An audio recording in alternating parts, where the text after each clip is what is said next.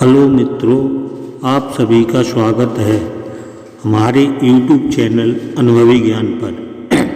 आज हम आप सभी लोगों को अश्वत्थामा की कहानी सुनाने जा रहे हैं। अश्वत्थामा की कहानी इस प्रकार है। महाभारत ऐसा महाकाव्य है जो कि हिंदू धर्म का आधार है। महाभारत महाकाव्य श्री गणेश जी के हाथों से लिखा गया था। इसे वेद व्यास ने बोला था। महाभारत में कौरवों और पांडवों के बीच राज्य प्राप्ति के लिए युद्ध हुआ था। इस युद्ध में कौरवों की तरफ से गुरु द्रोणाचार्य ने भाग लिया था। द्रोणाचार्य के पुत्र अश्वत्थामा ने भी कौरवों की तरफ से युद्ध लड़ा था। अश्वत्थामा एक महान योद्धा था। आज हम आपको महाभारत के अमर योद्धा अश्वत्थामा के बारे में बताएंगे। अश्वत्थामा द्रोणाचार्य का पुत्र था। उसका जन्म महाभारत काल में यानी द्वापर युग में हुआ था। द्रोणाचार्य के संतान प्राप्ति नहीं हो रही थी तो वे भटकते भटकते हिमाचल की वादियों में पहुंच गए। वहां पर उन्होंने तपेश्वर महादेव नामक स्वयं शंभु शिवलिंग की पूजा अर्चना कर एक पुत्र की प्राप्ति की।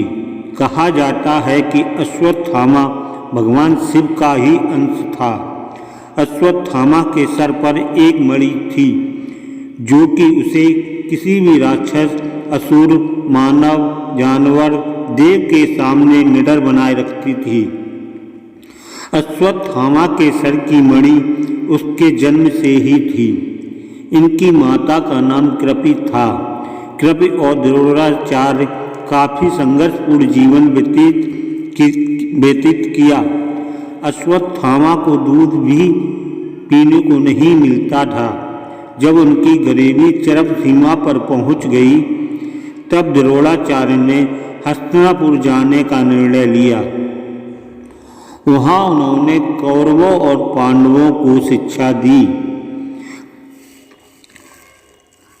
पांडवों और कौरवों के साथ साथ ही उन्होंने अश्वत्थामा को भी शस्त्र और शास्त्र का ज्ञान दिया। अश्वत्थामा महाभारत के महान योद्धाओं में से एक था जो सर्वश्रेष्ठ धनुर्धारी कहलाता था। लेकिन अश्वत्थामा ने यह गलती की कि उन्होंने कौरवों का साथ दिया। द्रोणाचार्य ने यह सोचकर कौरवों का साथ दिया था कि राज्य से निष्ठा रखते हुए वे राज्य के खिलाफ नहीं लड़ सकते थे। युद्ध के समय उन्हें किसी भी कौरव या अन्य योद्धा की जरूरत नहीं थी। द्रोणाचार्य और अश्वत्थामा एक ही समय पांडवों की सेना पर भारी पड़ रहे थे।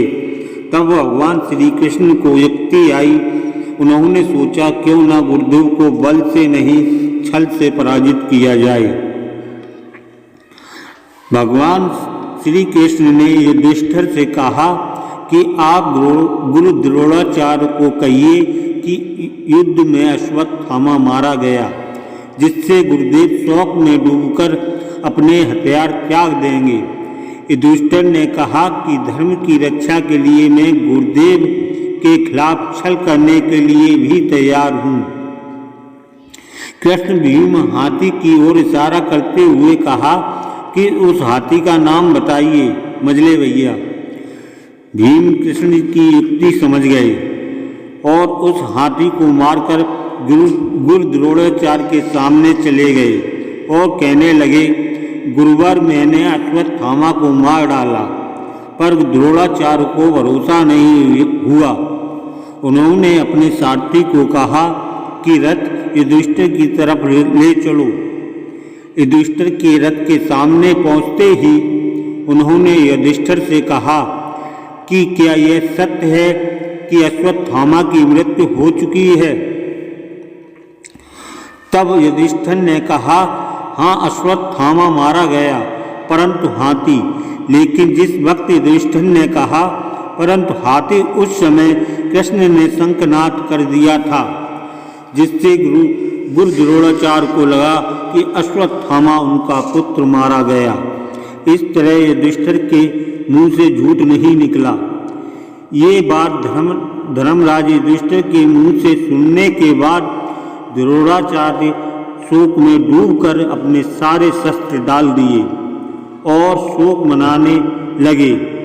शोक में डूबे हुए द्रोणाचार्य को निहत्था पाकर द्रौपदी के भाई धृष्टद्युम्न ने उनका सर धड़ से अलग कर दिया। पिता की मौत से अश्वत्थामा बहुत गुस्से में था।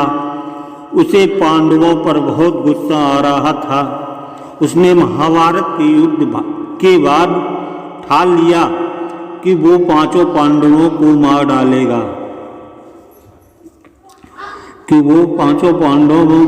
डालेगा, वो पांडवों के शिविर तक गया और द्रौपदी के बेटों को पांडव समझकर मार दिया। जब द्रौपदी को यह बात पता चली तो उसने अर्जुन सहित सभी पांडवों को अश्वत्थामा को लाने को कहा। अर्जुन ने कसम खाई थी कि वो अश्वत्थामा को द्रौपदी के सामने ले जाकर दंड देगा। सभी पांडव कृष्ण जी के साथ अश्वत्थामा को लेने गए।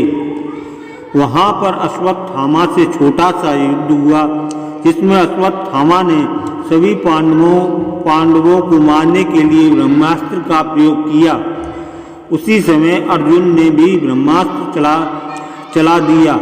ऋषि मुनियों के समझाने के बाद अर्जुन ने तो अपना ब्रह्मास्त्र वापस ले लिया, लेकिन अश्वत्थामा को ब्रह्मास्त्र वापस लेना नहीं आता था, तो उसने ब्रह्मास्त्र अभिमन्यु के विधवा की कोख में पल रहे बच्चे को मारने के लिए चला दिया। उससे उसकी जान चली गई।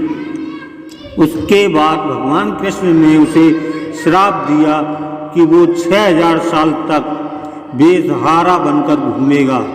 उसे कोई भी भोजन नहीं देगा और उसके सर से वो मणि ले ली।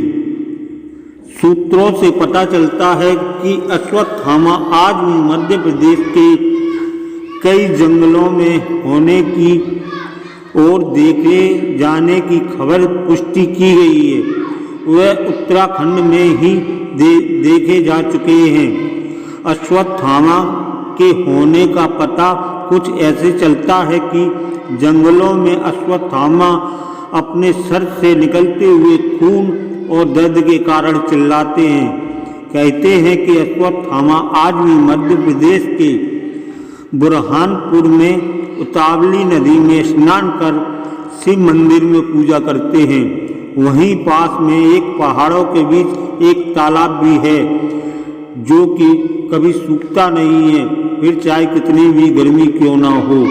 तो मित्रों, आप लोगों को यह कहानी कैसी लगी कमेंट में ज़रूर बताएं और कमेंट में जय श्री राधे कृष्ण ज़रूर लिखें।